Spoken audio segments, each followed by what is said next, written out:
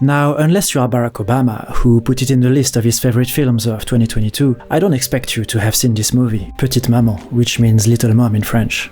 But the opening of the movie is so well written that it tackles the challenge of making the audience cry with only 60 seconds on the clock, and just 2 words of dialogue.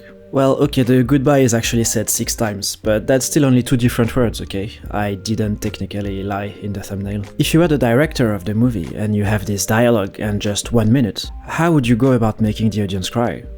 Let's see how Petite Maman does it. We begin with a close-up on this woman, and she says, Alexandrie.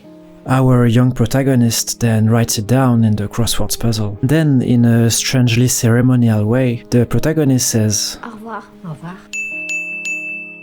She then goes to the room next door and repeats the process. Au revoir.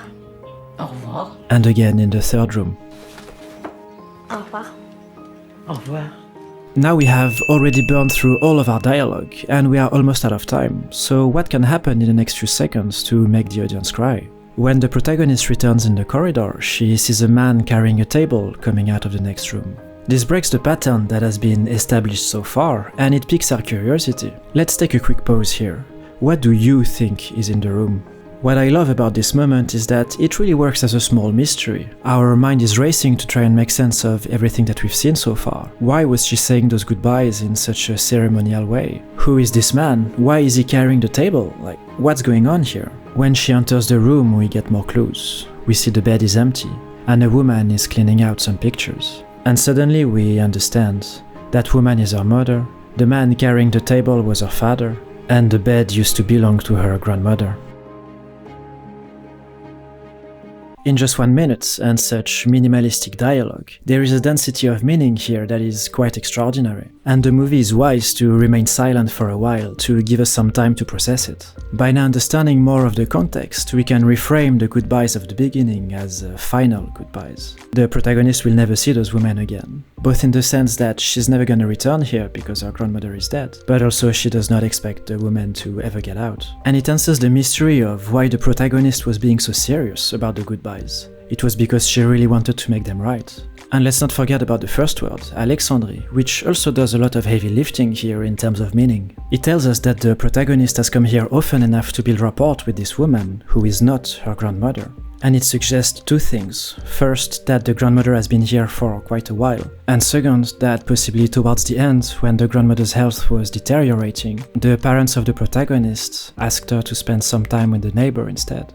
And so the trick of Petite Maman to make you feel things in just 1 minute and so little dialogue is really to weaponize the subtext.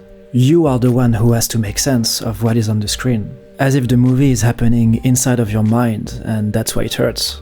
But the writing perfection of the first minute of Petite Maman doesn't even stop there. It serves as an amazing character introduction for the protagonist. Her very young age is showing in the slight awkwardness in which she says her goodbyes, but it doesn't prevent the love and respect that she has for this woman to shine through.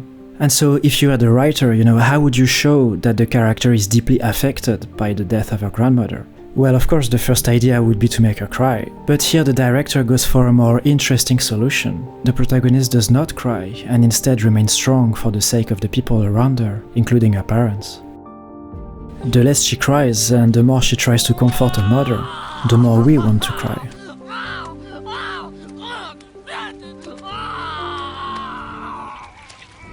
And as if the first minute of Petite Maman was not perfect enough already, it also serves yet another purpose in the story. From a narrative standpoint, it is a setup for this scene that we have 15 minutes later into the movie.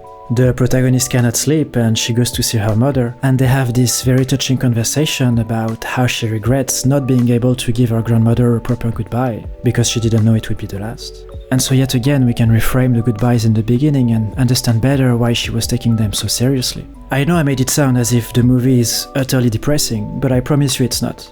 The writing is very strong from beginning to end, and it's really just a beautiful story. Thank you for watching, please consider subscribing if you would like me to make more of this kind of content, and see you next time.